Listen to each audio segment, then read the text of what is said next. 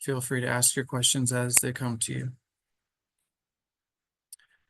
All right, just wanted to remind everyone of our contact information. Please feel free to reach out to us anytime. Be sure we're still getting some random emails to different email addresses, so please use these this email address, fiscal@laca.org, to send your questions. We would really appreciate that. I wanted to give you a heads up that we will be open pretty much every day through the holidays, except for these dates here, Christmas Eve, New Year's Eve, Christmas, and New Year's. So, which you guys are probably all closed most of those days anyway. So, one of us should be here with the exception of these dates. All right, upcoming meetings. We have our fiscal advisory meeting this afternoon.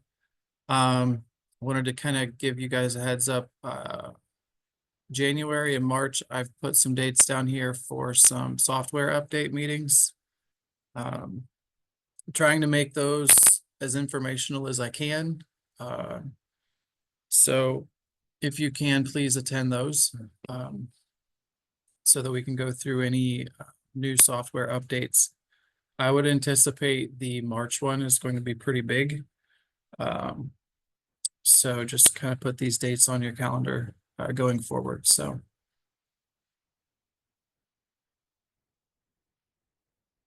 Okay, diving into some software stuff. ESS, please continue adding your questions and issues to the Google Doc. Put a link here for you to access that. A lot of the questions you guys have asked have been addressed, so appreciate you guys pointing out those issues. There are some things I want to follow up on, and I actually have started that already, and I do think that there are going to be some updates in the next couple weeks that address some more of the issues that are outstanding. So stay tuned on that. There have been some questions also about timesheets, which is a feature within ESS. I don't know much about that still. I'm going to start diving into that after today and learning more about how the timesheet program works within ESS. If anybody is interested, I would like to do a demo for anyone interested, probably in February, maybe March of next year, so that you guys who are interested can get, at least an early look or some education on that to make a decision if it's something that you want to implement going into next school year. So, I apologize for not being prepared to do that now, but we'll try to do something in early 2025 for timesheets. I wanted to give you an ippy-dippy update. We have, according to the last update we received, ippy-dippy and the kiosk will be available through June 30th. Maybe later, but I think it's June 30th is their cutoff. State software is currently working on a new ippy-dippy application. Will not be part of ESS, it'll be separate, but they're working on a new program to replace the kiosk version. We do have a couple of volunteers to set in on a focus group to help develop that new software. So yeah, and then I guess I already touched on this, that ippy-dippy is going to be standalone and not part of ESS. So I'm not sure what that's going to look like yet, but for those of you that were not part of the software meeting a couple weeks ago, I did kind of touch on this. There are going to be, with the new ippy-dippy product, and then there's also going to be another product coming up soon. It's like a file archive application. So they're taking the file archive out of USAS and USPS and putting it into its own application. With all of these different applications in the state software package, they are also working on what's called a single sign-on feature, where once you log into one of the softwares, if you have access in another one, you can access that program from the application that you sign into. So there's going to be some changes in the way that the state software package works in 2025. So stay tuned for those changes. But it should be nice and user friendly for you if they follow through with the promises that they're kind of talking about. So.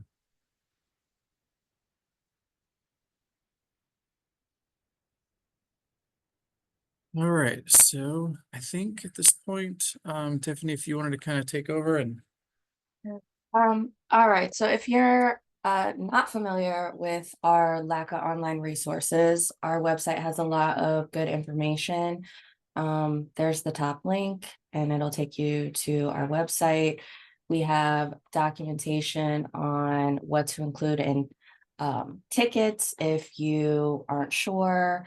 There's accounting documentation.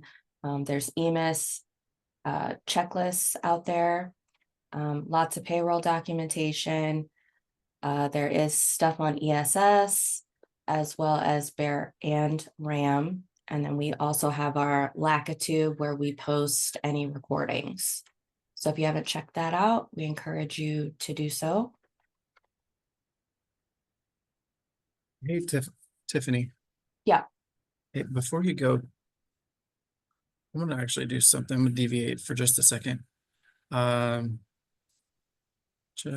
Sorry, just popped into my head. I've been getting a lot of questions lately about ESS, and I made a mental note, but I forgot about it until just now. So I just wanted to show everyone something. I've got a lot of questions lately about users who lock themselves out of ESS. And I apologize for not sending something out or highlighting this more. I think I put it in the release notes a couple weeks ago when this was changed. But if you have users who are locked and they receive an email that their account is locked, under users, you can now unlock those users from the grid only. All right. So you'll simply, find your locked user, check the box beside their username, and at the top, if they're locked, you can click the unlock users button. Okay. That's how you have to do it. You can no longer edit a user and uncheck the box here. That's read only. It just kind of tells you the status of what that user, has. So it's just something that kind of popped into my head. It's kind of a big deal because I think I got a question on it every day for like 6 straight days. So I apologize for kind of not relaying that information on to everyone. So I wanted to cover it today. Sorry about that. Sorry, Tiffany, for interrupting you on that. But. All right. All right. So we have lots of online resources. Check those out. And moving on, we have fiscal EMIS reporting, staff reporting. There is the link for the initial reporting document. There's a checklist on there and lots of information. The collection closes on January 29th. And again, attendance is not taken out of this collection. That would be in the final collection, so you don't have to worry about that. You're going to want to still verify all your data is accurate. That link below, it just lets you know the different uses for the data if you weren't sure. And then a reminder that staff that begin mid-year or leave mid-year should have a contract amount, work days, and FTE to reflect the time employed.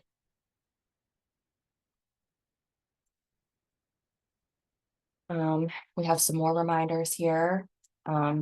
And this is all on the checklist, and I referenced the step that it's on the checklist. You're gonna want to increment your total and authorize your experience for those that have a position code 212 or 230. And you're gonna want to make sure your separated employees are reported with a separation date and reason. Okay, so if they left after the school year started, you're gonna leave the position status as a C. Sorry, I don't know why that read weird to me. Okay, and then you're gonna report with a separation date and reason in fiscal year 24. You're not gonna report them.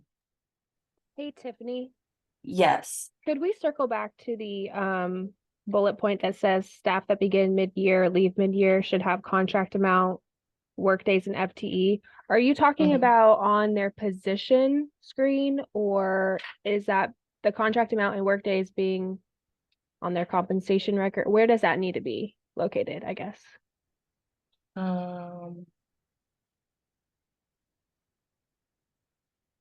They're gonna need to report to EMIS. They're gonna need a position record and a compensation. So you're gonna want to make sure all that information is filled out. Courtney, does I think the answer is both. I mean, Okay. Yeah, yeah, So the contract amount needs to be on the compensation record Yep. and also on the position screen. yeah, they need both of those in order Okay. to report to EMIS. Perfect. Okay, thank you. right. And And make Tiffany- sure that employee record is also marked report to EMIS so that everything gets reported. Yes.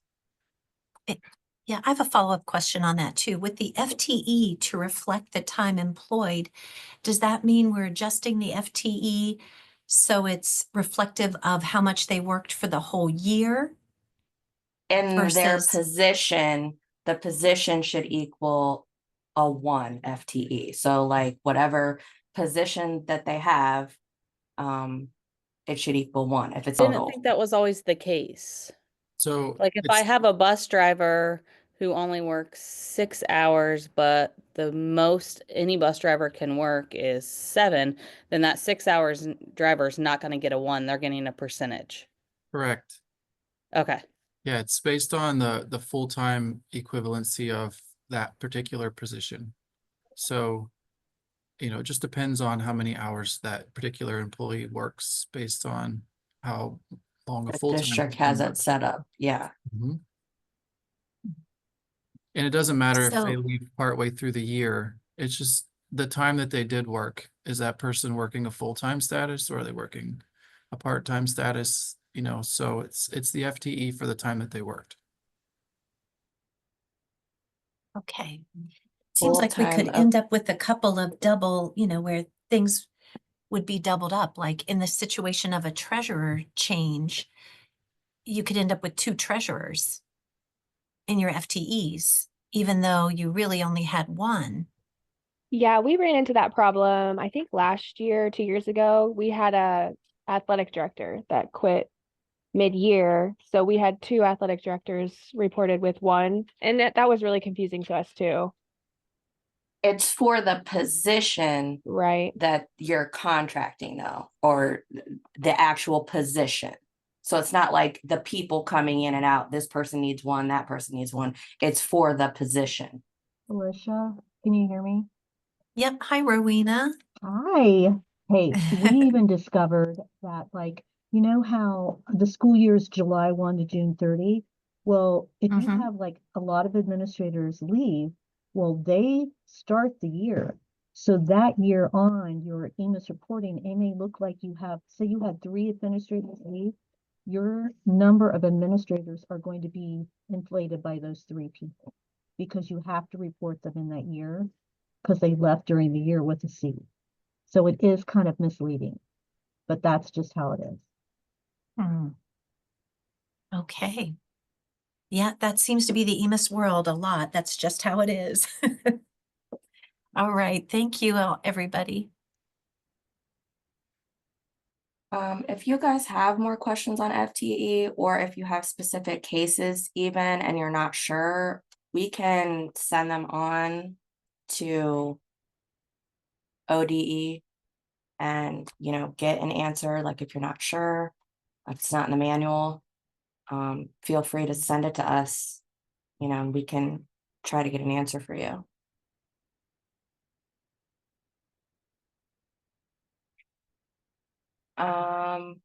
Okay. All right, so okay, gonna want to make sure you're not archiving employees unless you reported them separated in the final L collection. And you're gonna want to make sure new employees have all the check marks, report to EMS on the employee position and compensation records. Does anybody need to see where those are? Everybody knows? Okay. And you're gonna want to make sure all supplemental contracts have a position type of S.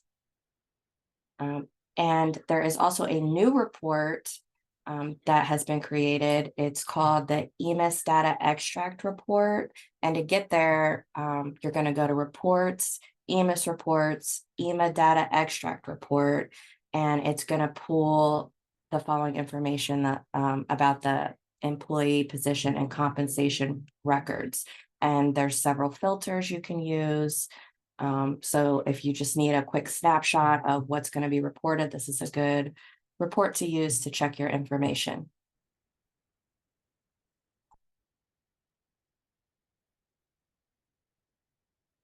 All right, and the EMIS manual is our main resource for EMIS information.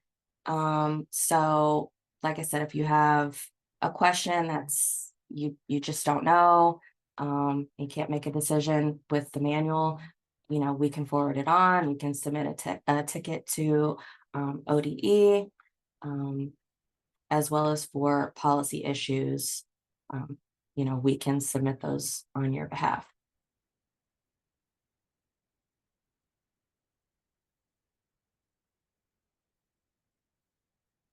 All right, do you guys have any more questions or want to just ask each other anything about EMIS or have anything you want to share?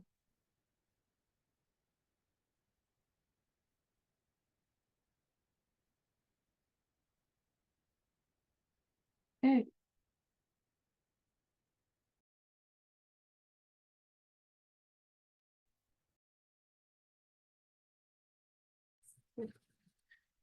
All right. Okay. So I've got some links here to a lot of year-end documentation that we also have on our website. I'm not going to go through each document, but what I'm going to really stick to is the procedures. I know that not everyone has a lot of these different circumstances, so I don't want to spend a lot of time on any of these.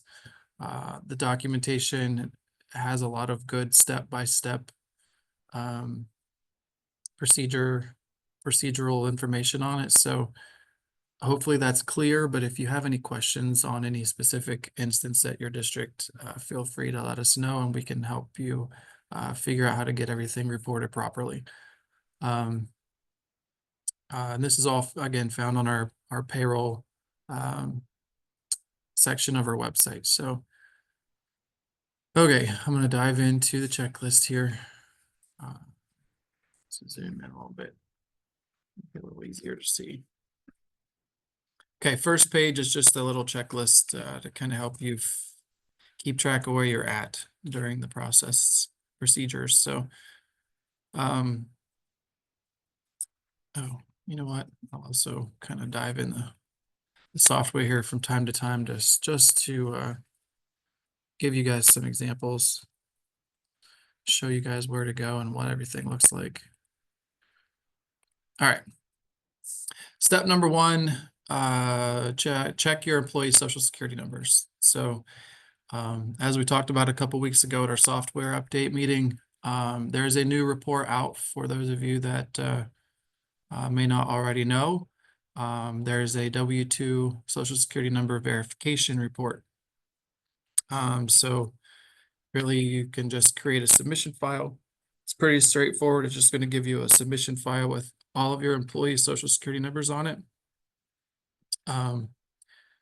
And it looks something like this. It's just a text file that's in the format that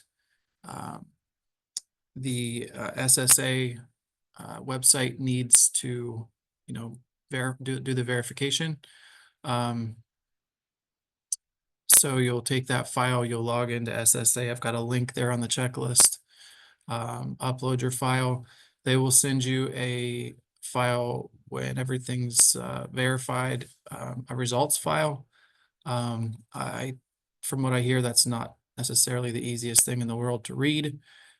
So what also they have access to now is a results report. So you'll take the report that SSA sends you. You'll add that in you'll choose that to upload and then generate a results report that's easy to read. So I know there's been a couple districts that have actually tried this. It's worked okay. They haven't had any issues. I think it's a lot more helpful than in the past. So hopefully you guys don't have any issues with that, but if you do, let us know. Step 2, just verify your payroll item configurations and your payroll items. So this is one of the ones I really wanted to demo. First bullet point we have is to check your OSDI codes. So let's just do this. We've got a link. The link there will take you to the site where you can kind of make sure your codes are set up properly. Your OSDI codes that are going to get printed on the W-2s. So if you have any issues with those, you just edit your record, make sure that your W-2 abbreviations are starting out with those 4-digit OSDI codes. That's what's, that's what it'll display on the W-2. Just make sure those are accurate.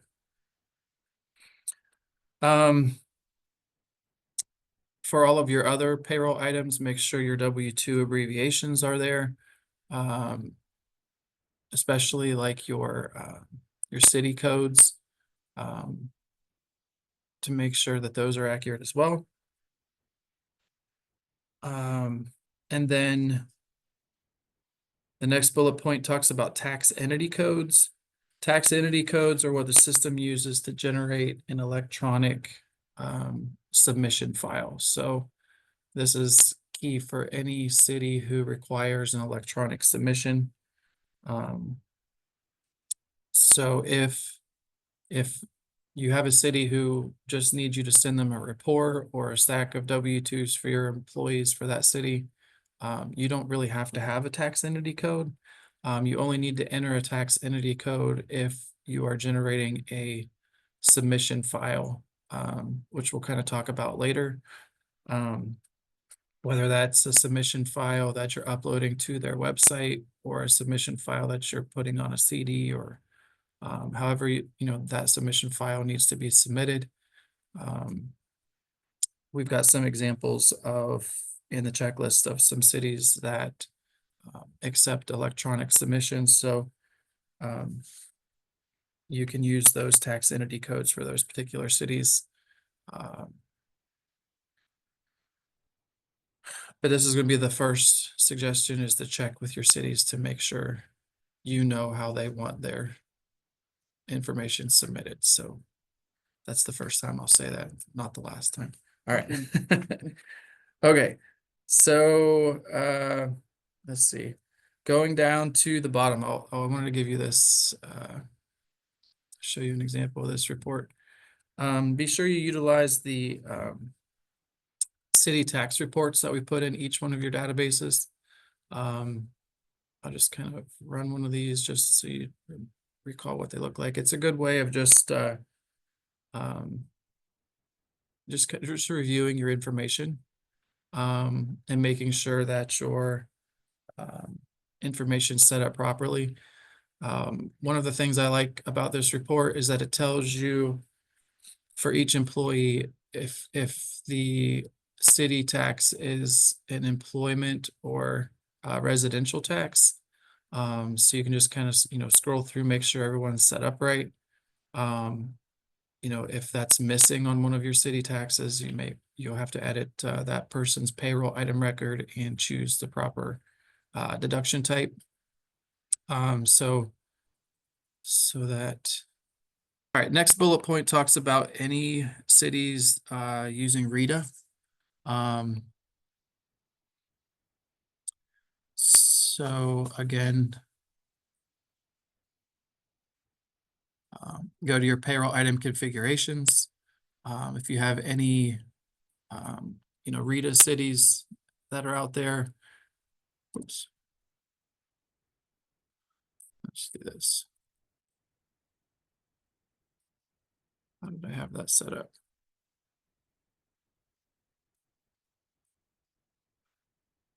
Okay, so if you have any RETA cities out there, make sure that you view each one. Make sure that the bottom section with the RETA code and the RETA description are labeled properly. And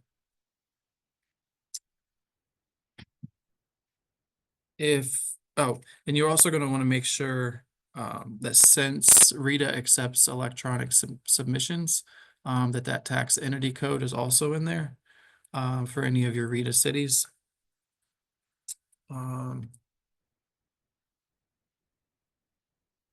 And that's going to start out with an R0 and then the 3-digit code that's after that. So make sure you have your city set up with that tax entity code with your RETA information. Unfortunately, this information you can't display it in this grid, so you just got to view each one individually to look at that information. So that's RETA. There aren't many CCA cities left, but if you have any CCA city taxes out there, make sure you review those. Make sure that the CCA code is accurate with the CCA description. A big one for starting last year is to make sure the state control number is listed for CCA. Otherwise, your CCA submission is going to get rejected.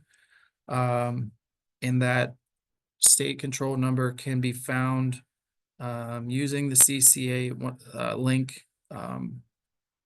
listed in the checklist. It's kind of hard to find. You can search for, I'm just going to show you real quick. I don't know if there are many CCAs out there, but all I did was I kind of searched for state control number.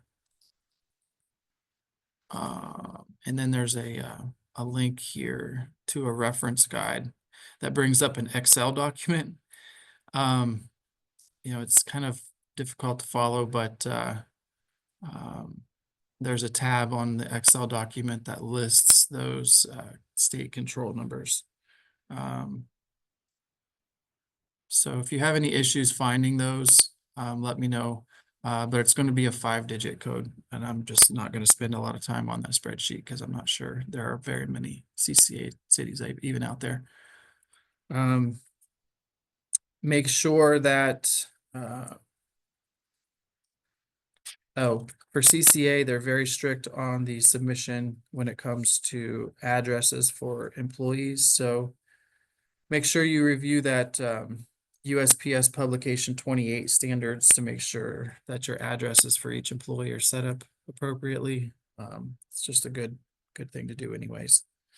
If you have any payroll items that are set up as a health savings account, I don't know if this test database does or not.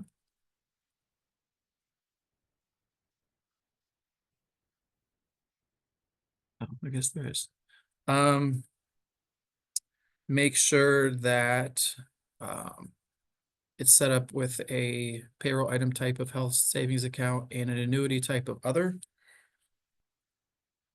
And then if you just want to review all of your other annuity accounts, just to make sure that those annuity types are set up appropriately the way you want them to be. If you have any questions with any specific payroll items, let us know. All right, moving on to step 3. We are talking about the pension plan field uh, for the federal tax payroll item.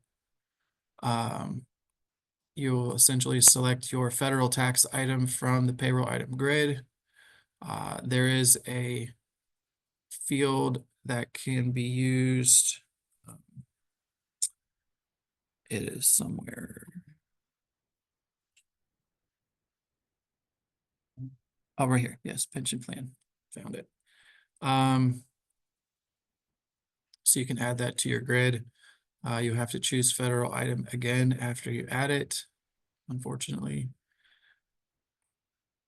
And then you can, see from your grid if everyone has something selected in that box. Make sure that maybe your students who don't have a pension plan, there is an option in there for whoops, that's not what we're doing to edit. For no, don't check that pension plan box. So just be kind of pay attention to your employees, make sure everyone has that box filled out appropriately. Step 4, calculate and add in any of your group life insurance over 50,000. I know some of you have already started doing this.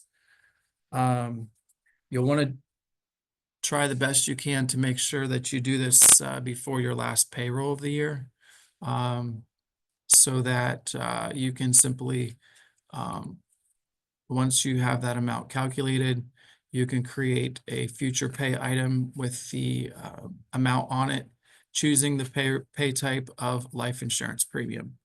So once you add this in, it'll withhold, Medicare, everything appropriately, put everything in the right boxes in the right places so that the W-2 is accurate for this. If you do not, we have a list here in option 2 of the adjustments that need to be made. It's just going to require a lot more work. So I know in previous years, and this is the same, we just kind of, try to do that in a payroll, to avoid having to create all of those adjustments later on. I did review the chart there in step 4 with the calculation for the life insurance costs.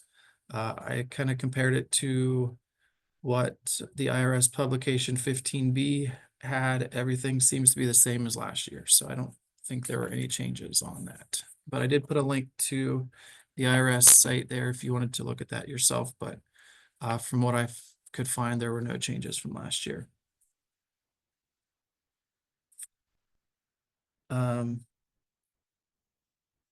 Hopefully everyone's familiar with how to calculate that amount. There's a pretty good example there that shows how to calculate that cost. If you need some help with that, don't hesitate to contact us for some help.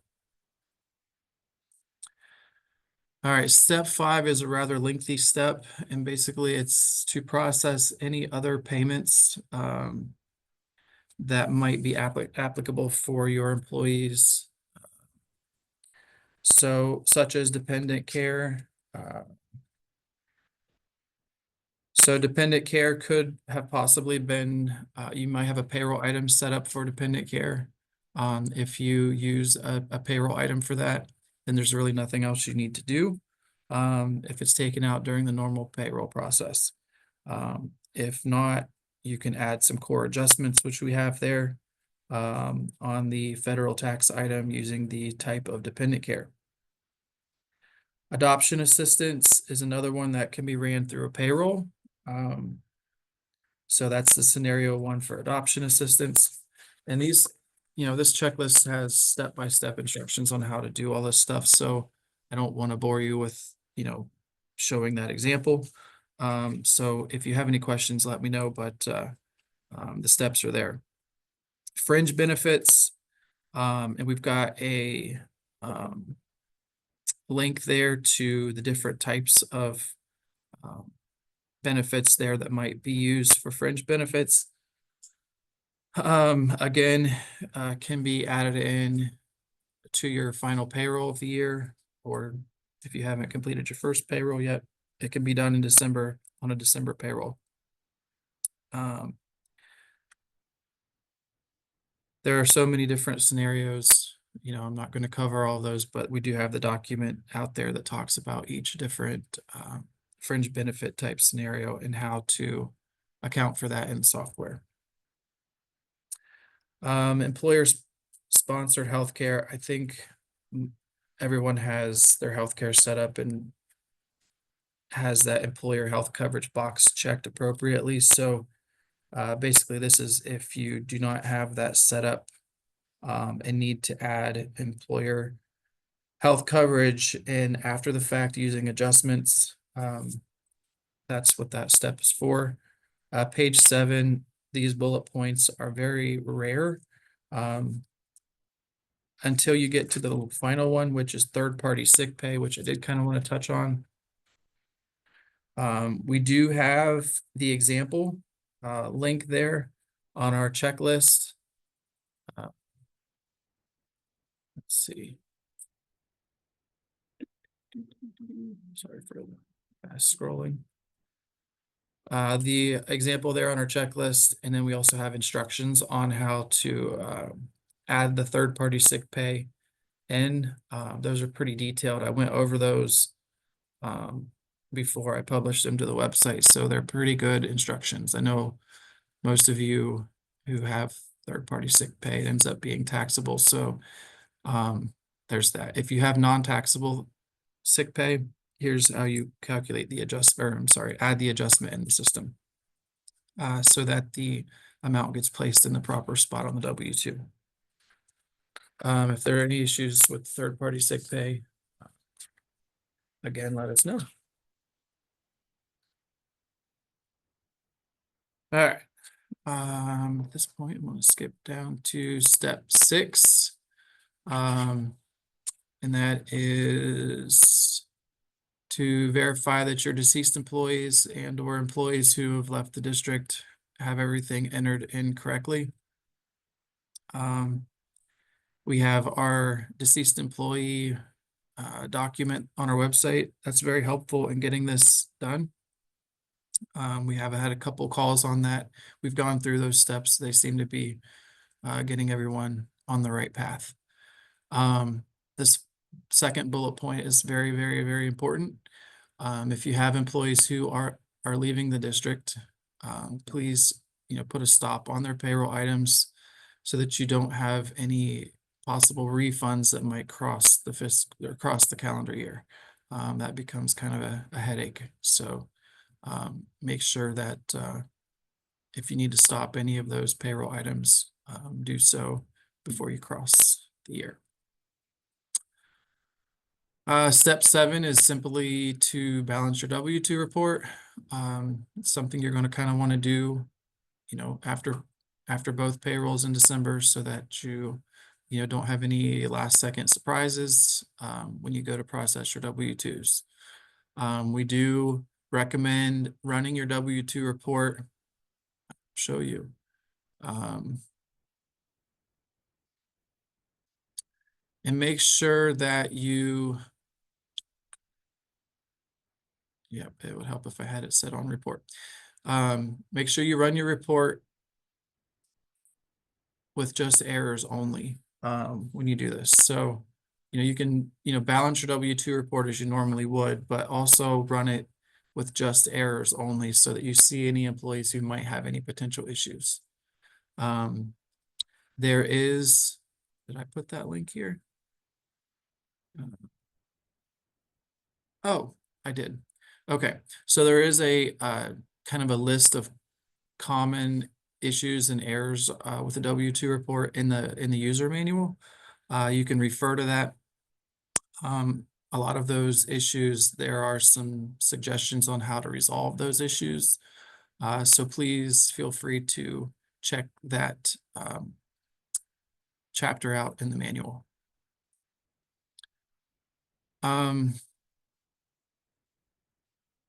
Okay, so a lot of these last, these next few steps are just very common. We tried to make this kind of an all-in-one checklist here, so you didn't have to refer to different checklists. So this is just to remind, complete your last pay of December. And then after you complete that pay, as you normally would, I do have a bullet point here to run any end of the year reports prior to closing December. Some districts like that year-to-date report that was created last year, which is something they like to provide their employees, is just an additional document to let them know different amounts that have been contributed for the year. I also was reminded that there is an OPSI report that was created a while back. If you need to submit something to OPSI on an annual basis, I would encourage you to run that after your final pay. So if you have any questions with that, and if there are any other reports that you need any help with or need added, I've also put a link here to the shared report library. You might be able to find a helpful or useful report in that list that maybe another ITC or district has contributed. So feel free to check that out or let us know. I actually enjoy working with the reports, so if there's anything you need some help with, let me know. Step 9, do your typical month end type stuff and payroll, completion type stuff. Do your SCRS and STRS reporting. I shortened those steps. You guys do that after every pay, so it's not really any different for this last one. Balance your payroll account. We've got some steps here on how to do that, but just your typical month-end type procedures. Quarter-end procedures, you balance your quarter report. We do get some questions from time to time on that quarter report error about, or I guess it's a warning, that the calculated gross doesn't match the adjusted gross or something from the so basically what happens a lot of times is if you have any adjustments that have been created in that quarter, a lot of times it throws off that that calculation. So basically the calculated gross is what's ran through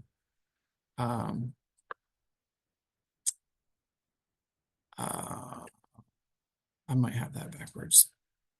Give me a second here. One of the grosses is what's ran through the payrolls. And the other one is basically what's coming off of each payroll item record. So if you've made adjustments, that amount is the amount that you really want to go by, not the calculated gross that was ran through the payrolls. So just be sure that you, look at those. If you get that warning and you are confused where it's coming from or not sure, that it's accurate, let us know. We'll help you research that and find out what's causing the issue. And if there's any fix that needs to be made, we can help you with that. A lot of times there isn't really, it's just a warning, giving you a heads up, hey, there's a difference here. And if the adjustment that you've created is what you want, then you can just keep moving on, document that that's what the issue is, and you're good to go. Okay. All right. After your final payroll, you can also balance your W-2 report again. Look for any errors, make any corrections that you need, get everything ready to go. We have a step in here if you want to balance your payroll item totals for the year versus what you've sent to your payees. You can do that. A reminder to send off the ODJFS file. And then at that point, we're ready to begin the W-2 processing. You'll notice that I haven't yet had a step in here to close the month of December. I have that later on in the checklist. But if you do want to begin working on your January payroll before you process your W-2s, you definitely can do that. And let me stress that you definitely can do that. All right. You can open the month of January to begin your payroll and get that initialized for January. You can even make January current if you need to post your payroll. But I would recommend that when you begin your W-2 processing, you would want the month of December to be the current posting period. Just so that when you run all of your reports, you're getting the accurate year-to-date information. And then when you eventually close December, those reports show up with the accurate year-to-date information on them. So if you have any issues with posting period questions or anything like that, again, we're here to help you with those type of issues. Okay, W-2 processing. All right. First step is to verify your W-2 configuration. All right, so that is under system configuration, and it's at the bottom under W-2 configuration. I wanted to make sure I point out that you all should have this box at the top check mark that says district will submit own W-2 files. All right, so make sure that box is checked. That's what tells the system how to format the W-2 submission file that you're sending to SSA. So make sure that that box is checked. This second checkbox is optional, and it's something you can decide at the district whether you want only the last 4 digits displaying on the W-2 forms. So it's just kind of a an optional safety feature if you want the full social security number to display on the W-2, or you just want the last 4. So you have that option. And this is applicable to the forms that are printed, as well as the forms that ultimately may get displayed in ESS if you want to do that. All right, so you'll check it if you only want the last 4. You'll leave it unchecked if you want the full social. You want to verify this company name and submitter name and address information is accurate. And then also you will want to make sure that your contact and your submitter information is accurate. All right. So once that's all good, make sure you save and move on to your next step, which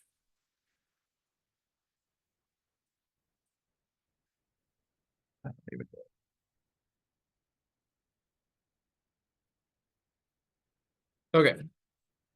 Create your submission file. All right, so that is going to be under your W-2 reports.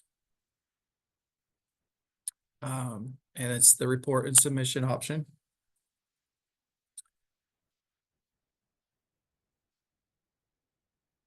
Okay.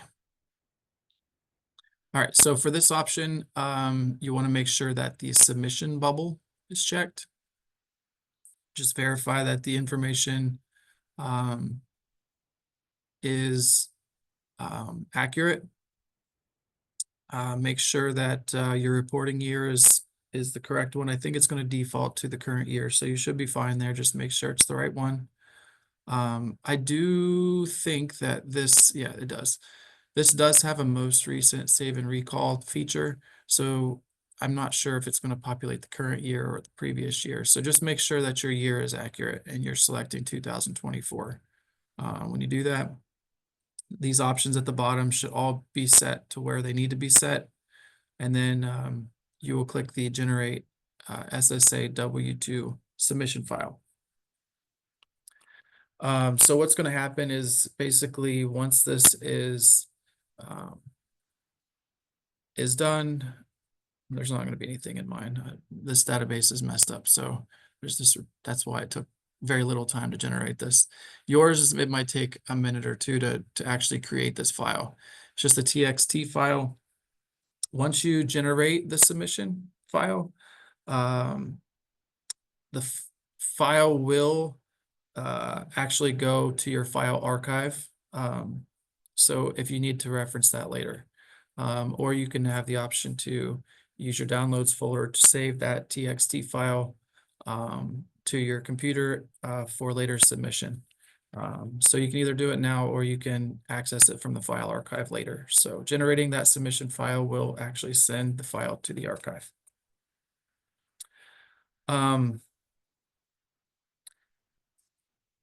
Next step, we do have the option if you want your districts to see the W-2s in ESS, is to generate the file that goes to the W-2 archive, which is where ESS pulls in the W-2 information from. So if you don't want your employees or you're not using that feature in ESS, you can skip this. But if you do, you will want to go to the report option, W-2 reports, and this is the, which one is it? It's the top one, W-2 archive individual forms. All right, so again, you'll make the same selections, verify your information. If you're adding any additional fringe benefits in box 14, make sure you do that in the submission and also choose the same options when you're archiving the forms for ESS. So basically, you just make sure you choose those items, verify that they're all good. Make sure your reporting year is accurate. And then this one, you're actually going to schedule the job to be run at a later time. I recommend choosing it to a date that you wouldn't mind your employees seeing those in ESS. All right. So basically, you know, I recommend sometime in January, obviously. So, I mean, if you want them to see them, you know, if you're working on this in December, you want to see it, want them to see these on January 1st, you can choose January 1st. If you want them to see them on the 15th or the 30th or whatever date you choose that you want your employees seeing these W-2s and ESS, you'll choose that that date. And then you'll click schedule job. What's going to happen is your job scheduler is going to add this as a future job to run. And then what's going to happen is a PDF version of everyone's W-2s will populate in the W-2 archive for that particular year.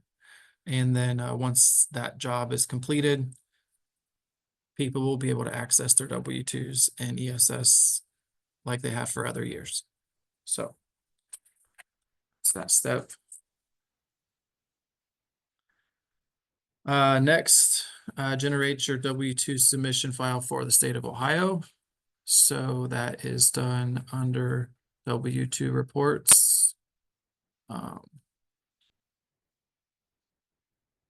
Report and submission. This time you will choose the W-2 state option at the top.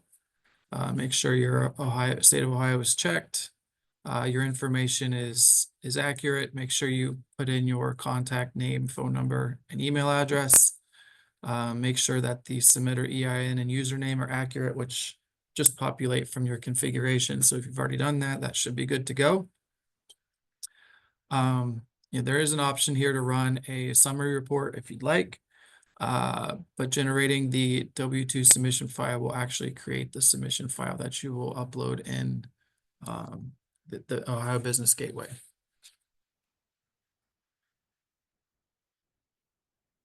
I don't know if anybody has any other states that they need to withhold from, but if you do, those options are listed above in case that's something you need to do. And those submission files are going to be properly formatted for those particular states.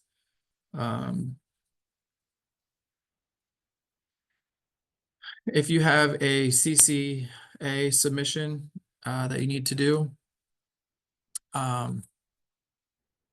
you can return back to the W-2 report options file tab, make sure that everything is filled out appropriately, and you can generate your CCA submission file. This is going to pull any any information that you have CCA information filled out on those payroll item configurations. And then the same thing with the RETA submission. Those are all on that initial tab under the W-2 report and submission option. Okay, and I guess the last one, if you have any city submissions, we'll spend some time on this. There's a city options here. And this is again for any of those cities that accept an electronic submission. So whether that's uploading a file to a website or putting something on a CD, either one of those options. So essentially, you're going to make sure your information is accurate, make sure the year is good. This is where you're going to choose one of those tax entity codes. In the past, you had to type this in, but now it's finding any tax entity code that you've entered under any of those payroll item configurations. You will choose the one that you're working on. And then secondly, if anybody's doing an upload to CRISP for Columbus, I also have what's called down here a submission override. This test database doesn't have it, but all of your databases should. And what this does is Columbus requires a very special format. And I've created that in all of your databases. You'll choose the, what is it called? I think it's in the checklist. You'll choose the Columbus override option down here for that. Only when you're working with Columbus. I don't have an override set up for any other city. Those seem to all work without any specific formatting. So if you're using Columbus, make sure you also choose the override option, which I've got there in the checklist, and then you can generate your W-2 submission file. You'll repeat that for any additional cities that require an electronic submission. And again, anytime you generate a submission file, these are all getting accumulated in the file archive, right? And we'll kind of go over that in just a second where that's located. I also have a bullet point at the end of step 15 that says for any cities that are not reported electronically, and if they accept like a report that you want to send them, those like city tax report options might be helpful for that.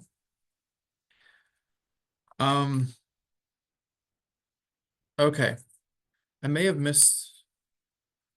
definitely missed a step here. Hold on.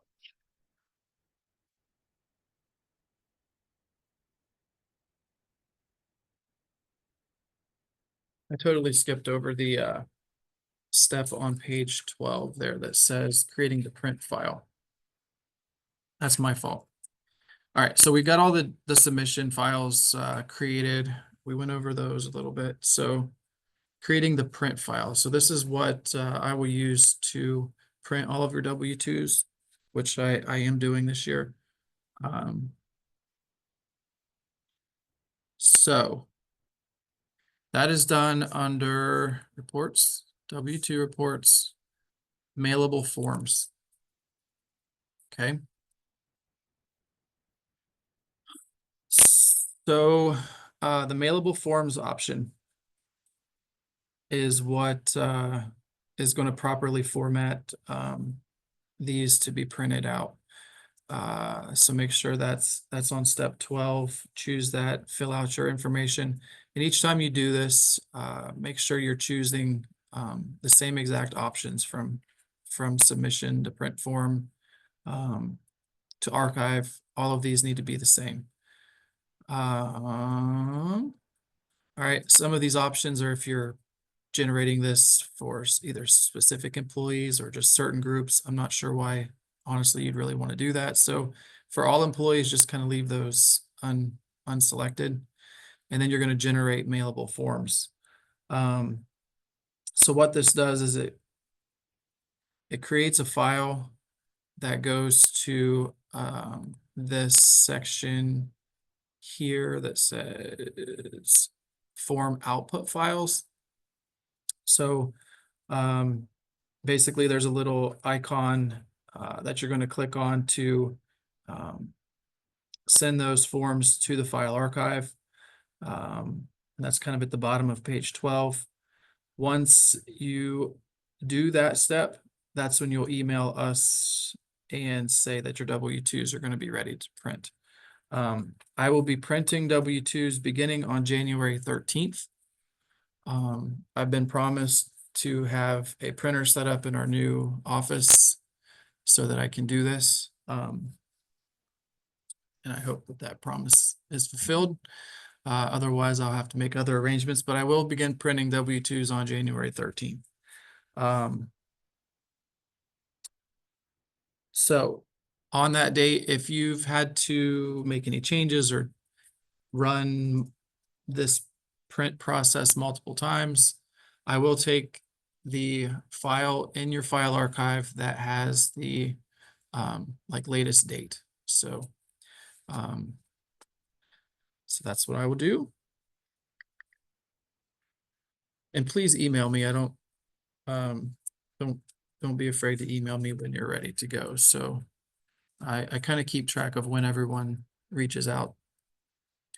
And then if I don't hear anything from you by the 13th, I'll probably be calling you and asking if there are any problems. So, okay. Apologize for missing that in the checklist. But I think that's the basis of W-2 processing. If you did this last year, the steps are virtually the same. I mean, there really isn't much that has changed in this since last year. So as far as W-2 processing is concerned, does anybody have any questions? I know it seems like a lot, but it's really nothing that you haven't already done for the most part. Okay. Step 16 is where I kind of threw in here to close December and open January. When it comes to like our fiscal year end and calendar year end checklists, I do have a step in here to close a month and open up a new one. And somehow people just miss that. So just remember that I brought this up in the meeting today, and make sure you close your posting period when you're all done. Let's see.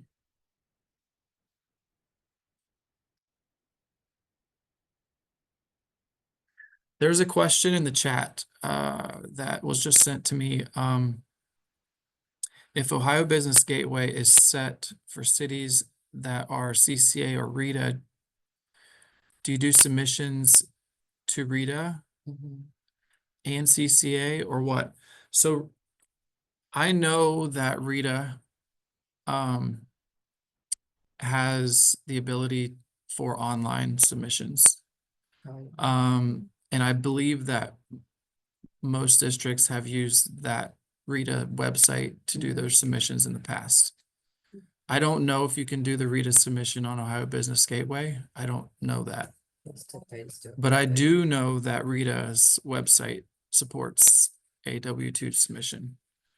As far as CCA is concerned, I would reach out to them, Dan, and ask them how they want you to submit. In the past, they have required a CD, which had to be very strictly formatted. They were not easy to deal with. I know a lot of cities down here have gone away from CCA, which has been nice for a lot of our districts, but I do think that your you still have that at your district. So I would reach out to CCA I think Gateway's going away from taking the totals. I think that whether it's gonna be within Gateway, but it's going to a new Yeah, it is. Ohio Eastern. District. For, Yeah. for school district Yeah. and where, I was gonna ask you guys about that. Yeah, our people here in the office are saying that they're not for sure if you're able to do any of those submissions for the cities in the gateway. So, if you haven't established a Rita account, I would think about doing that. They're kind of shaking their head that it's a pretty easy submission Yeah, process. it's So, very easy. I don't do so I would maybe look into that for Rita, and for CCA, I would definitely reach out to them. See if they have if they've established. I didn't find it. But they might refer you to a way of electronically submitting your submission, or if they require, a different format, they'll definitely tell you. So I apologize, Dan. I don't really have a good answer for the CCA question, but in the past it has been with a CD, honestly. So I think I may have some of those instructions at the end of the checklist. But you may want to reach out to them. This is probably my best suggestion. They tend to tell somebody something and tell somebody else something different from time to time. So it's not an easy way to work, not an easy place to work with. So.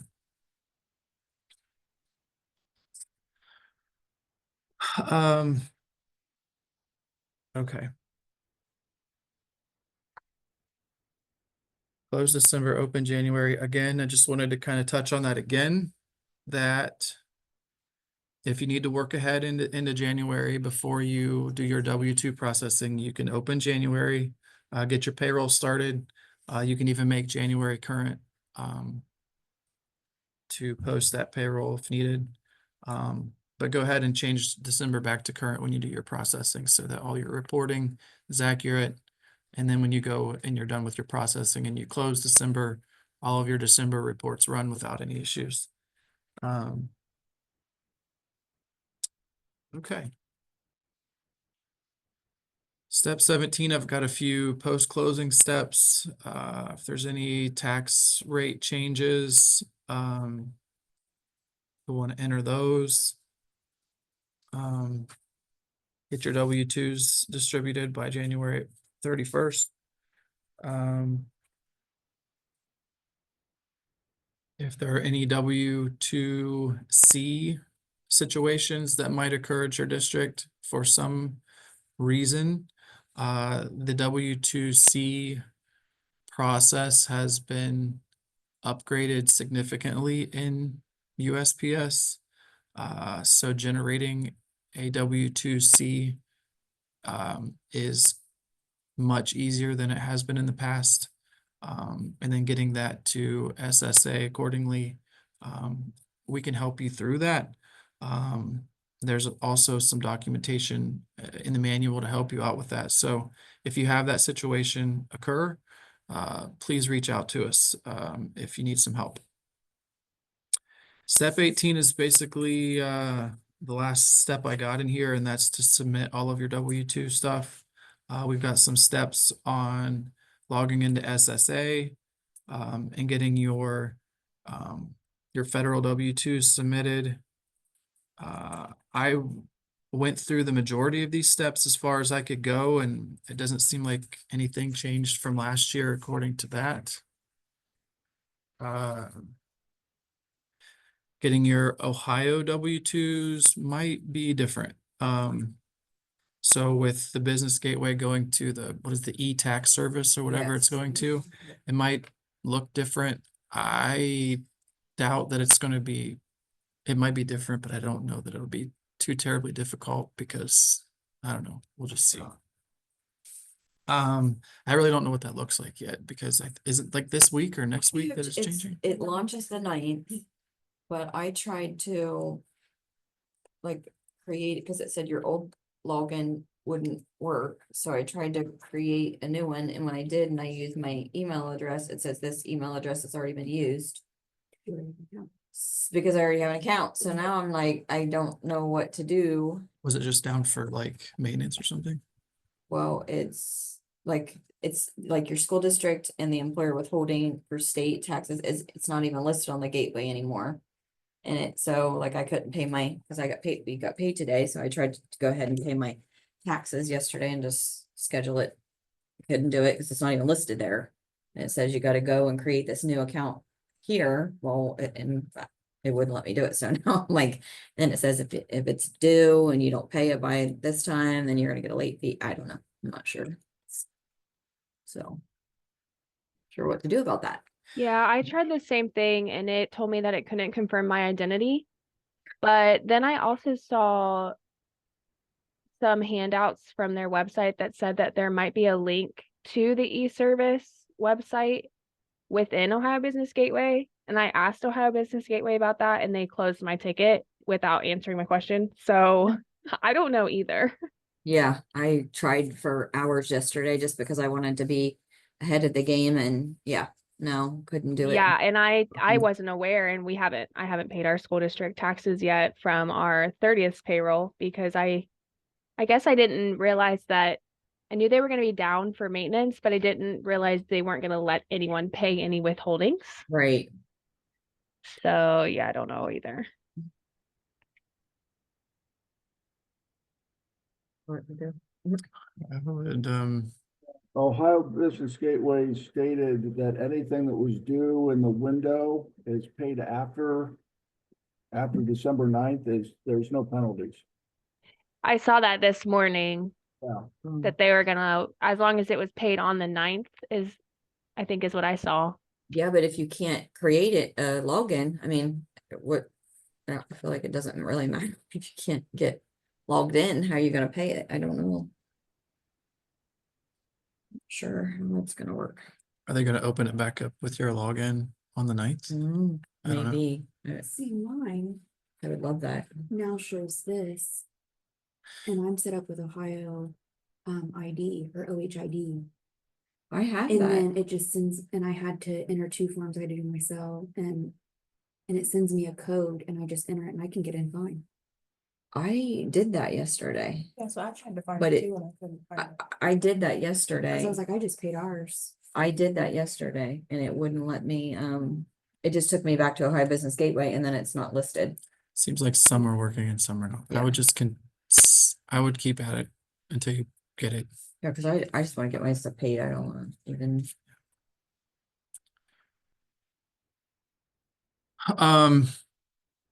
Okay, I did want to touch on page 18. I have a bold section there, a bold bullet point, just to verify with each city how they want their W-2 information submitted. I tried to reach out to different cities. No one wanted to tell me anything. So I kind of struck out when it came to obtaining updated information from numerous cities. I don't know if they didn't understand what I was asking or who I was thought I was being clear, but anyways, they wouldn't tell me much. So if you just reach out to your cities, that way you have your confirmation from them on what they want from you. I highly recommend that. Okay. So Dan, circling back to your CCA question, I do have in that on page 18 in the middle there, I do have a CCA section and it looks like I have a bullet point set that says that they do accept via encrypted web-based reporting. I think I took that, if I remember right, I think I remember seeing that on the CCA website. But I don't know how that works. So again, I would maybe follow up with CCA if you want me to help you try to figure it out. I can definitely do that, but I know in the past they've been kind of complicated with their submission stuff. So I'll check with Sue. She's still pretty amenable to helping out. okay, perfect. Yeah, she's gonna be pretty knowledgeable on that. She might be able to tell you what she did last year. Okay, Perfect. I think, that pretty much takes care of the checklist. Anybody have any other questions or issues you want to talk about?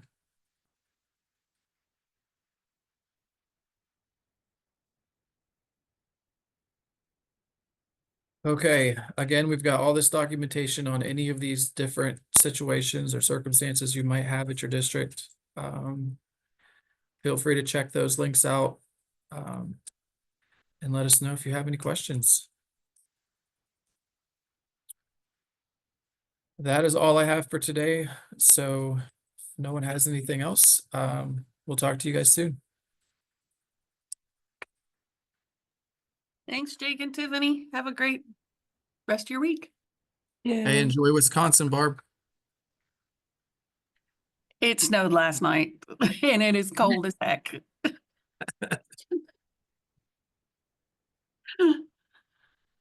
Stay warm. Thank you.